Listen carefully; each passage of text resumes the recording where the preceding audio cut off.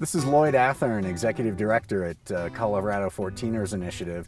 I'm up here on the Decalibron Loop. This is one of the top 5 most climbed 14er routes in the state.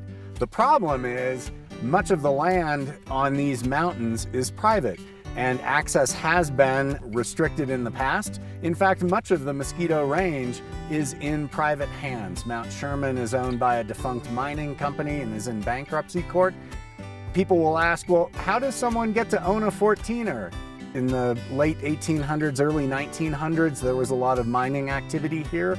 And by federal law, those became patented mining claims. So they literally are private land, sort of like the house you may own in town. There's no other part of the 14ers in Colorado that has so many threats to access. The Mosquito Range is also unique in that it contains some of the most biologically diverse alpine plants that we find on all of the 14ers. There's a lot at stake about being able to protect the Mosquito Range. More than 5,000 acres of mining claims scattered atop these high peaks are in private ownership.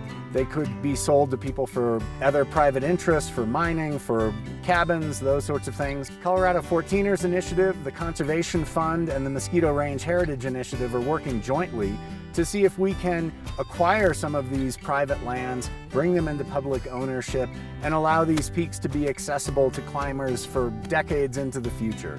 The hope is that we will be able to acquire lands on Mount Democrat that would allow legal access in perpetuity to Mount Democrat as well as to Mount Cameron, which is on public land but accessed only by crossing what is currently private land, and that we can ensure people can come up here and experience great days like today, where there are tons of people on the mountain and people are enjoying all that the 14ers offer here in Colorado.